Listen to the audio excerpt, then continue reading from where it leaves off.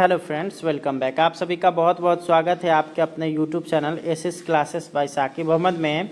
तो अभी आप लोग जितने भी विशिष्ट शिक्षक जिन्होंने सक्षमता 1 परीक्षा दे रखा है और उन्होंने विशिष्ट शिक्षक के तौर पर योगदान कर लिया है, तो उन सभी के लिए यहाँ पे गुड न्यूज़ निकल करके आ रहा है। और सक्षमता पास के जो प्रमोशन का जो चार्ट है उसको जारी कर दिया जा चुका है, जिसमें यहाँ पर स्पष्ट तौर पर कहा जा रहा है कि जितने भी विशिष्ट शिक्षक हैं उन सभी का जो पदोन्नति है वो यहाँ पे अगर बात करिएगा तो 8 साल की सेवा आप जिनका जिनका हो चुका है उन सभी का पदोन्नति यहाँ पर होगा। तो चलिए हम लोग इस वीडियो में आगे बढ़ते हैं और आप लोग को डिटेल्स में बताते हैं कि आप लोग का पदोन्नति चार्ट में क्या है, साथ ही साथ आपका वरीयता क्रम क्या रहने वाला है और आप लोग जो है यहाँ पे आप लोगों में सबसे वरीय कौन रहेंगे, और साथ ही साथ आप लोग के वेतन के विषय में भी हम लोग बात करेंगे, जो कि वेतन संरक्षण का बात यहाँ पे बताया जा रहा है। तो चलिए हम लोग बढ़ते हैं आगे की तरफ और आप लोग को डिटेल्स में दिखाते हैं पदोन्नति चार्ट को। हम लोग यहाँ पे विशिष्ट शिक्षक नियमावली 2023 में आ चुके हैं, जो कि 26 दिसंबर के दिन जारी हुआ था। उसका अगर 9वां नंबर अगर पॉइंट देखेगा तो पदोन्नति से रिलेटेड है और इसका 9.1 जो यहाँ पे अगर देखेगा पैराग्राफ, तो ये क्या कह रहा है आपका कि विशिष्ट शिक्षक निम्न तालिका के अनुसार पदोन्नति हेतु पात्र होंगे। पहला यहाँ पे दिया गया है 4 प्रकार के यहाँ पे बिहार में शिक्षक होंगे, जिसमें यहाँ पे अगर बात करिएगा सबसे पहले जो कि विशिष्ट श्रेणी में बेसिक ग्रेड के होंगे, अर्थात कक्षा 1 से 5 के विशिष्ट शिक्षक होंगे, तो उनको जो है 6 to 8 में प्रमोट किया जाएगा जब उनकी सेवा जो है 8 वर्ष की हो जाएगी। अब यहाँ पे ये जो आप लोग का 8 वर्ष की सेवा जब हो जाएगी तो उस समय अगर रिक्ति उपलब्ध रहेगा उस अनुसार जो 6 to 8 का पद है वो पदोन्नति के हिसाब से भरा जाएगा। और उसके बाद अगर आपकी सेवा और बची हुई है और आप अगले 8 सालों तक और सेवा करते हैं तो आप लोग को एक और पदोन्नति दिया जाएगा और आप जो है वरीय विशिष्ट शिक्षक बन जाएंगे। इनका बेसिक पे अलग है और यहाँ पे अगर बात करेगा दोनों के बेसिक पे में लगभग 1000 का अंतर है और 1000 का जो अंतर होगा वो आप लोग को तब मिलेगा जब आप लोग का 16 वर्ष की सेवा पूरी हो जाएगी, तब जो है यहाँ पे आप लोग को मिलेगा।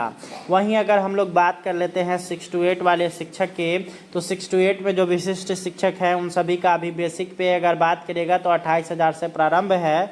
तो उन सभी का जो 8 वर्षों की सेवा हो जाएगा तो फिर जो है उनको वरीय विशिष्ट शिक्षक बनाया जाएगा और उनका जो बेसिक पे होगा वो यहाँ पे बढ़ जाएगा और उनका जो बेसिक पे है वो यहाँ पे बढ़ करके 29,000 रुपये हो जाएगा। ये यहाँ पर इसमें स्पष्ट किया गया है और इसमें भी आपका जो प्रमोशन होगा वो 8 वर्ष के पश्चात होगा और इसमें आपके किसी भी तरह का कोई भी रिक्ति की आवश्यकता नहीं है। स्वस्थानिक उत्क्रमण ऑटोमेटिक यहाँ पे आपका प्रमोशन मिल जाएगा, इसमें किसी तरह का कोई भी दिक्कत नहीं होने वाला है। अब 9-10 वाले शिक्षक की अगर बात कर लेते हैं तो यहाँ पे याद रखिएगा 1 to 5 वाले 6 to 8 में आ सकते हैं। 6 to 8 वाले का प्रमोशन होकर के वरीय हो सकते हैं, लेकिन 6 to 8 वाले 9-10 में नहीं जाएंगे। 9-10 अलग कैटेगरी है। तो 9-10 की अगर बात करिएगा तो 9-10 के जो विशिष्ट शिक्षक हैं उनका जो है 8 वर्षों के बाद प्रमोशन होकर के 11-12 के विशिष्ट शिक्षक हो जाएंगे और ये जो होगा यह रिक्ति अगर वहाँ पे उपलब्ध रहेगा तभी जो है इनका प्रमोशन होगा, अगर रिक्ति उपलब्ध नहीं रहेगा तो प्रमोशन नहीं होगा। अब वहीं अगर बात करिएगा ये 8 वर्ष की सेवा कर लेते हैं, फिर इनकी और सेवा बची हुई रहती है। अगले 8 वर्ष तक अगर ये फिर से सेवा करते हैं तो ये कक्षा 11 से 12वीं तक के वरीय विशिष्ट शिक्षक बन सकते हैं। यहाँ पे इनको किसी तरह का कोई भी रिक्ति की आवश्यकता नहीं होगी, बल्कि यह स्वस्थानिक उत्क्रमण होगा। इसमें किसी की भी जो है यहाँ पे अगर बात करिएगा तो रिक्ति की आवश्यकता नहीं है। अब यहाँ पे अगर बात करते हैं 11-12 वाले शिक्षकों की, तो 8 वर्ष तक की अगर लगातार सेवा रहती है तो उसके बाद इनको जो है स्वस्थानिक उत्क्रमण हो जाएगा और उनके जो है वेतन में बढ़ोतरी कर दी जाएगी और उनका प्रमोशन की प्रोसेस यहाँ पे पूरा कर दिया जाएगा। अब ये यहाँ पर रही बात प्रमोशन की। अब यहाँ पे बात आता है कि क्या जो भी पहले से नियोजित शिक्षक बहाल हैं उन सभी को जो है उन सभी में से बहुत सारे शिक्षक ऐसे हैं जिनका 8 वर्ष या 8 वर्ष से अधिक हो चुका है, तो उनको सीधे तौर पर पदोन्नति मिल जाएगा।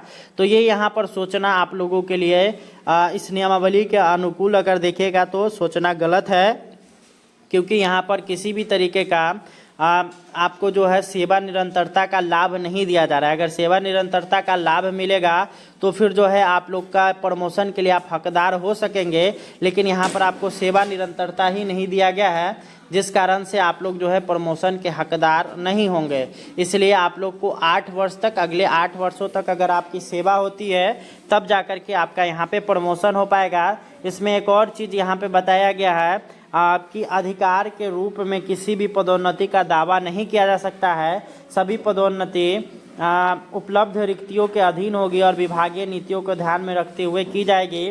इसके अलावा सभी पदोन्नति विभाग की प्रचलित नीति के अनुसार की जाएगी और अपेक्षित योग्यता सहित पात्रता के अधीन होगी। यानी कि अगर आप 1 to 5 के टीचर हैं और अभी आप जो है IA, ISC, ICOM किए हुए हैं और आपकी 8 वर्ष की सेवा हो गई है, तो आपको सीधे 6 to 8 में नहीं ले जाया जाएगा जब तक कि आपके पास ऑनर्स की डिग्री नहीं होगी।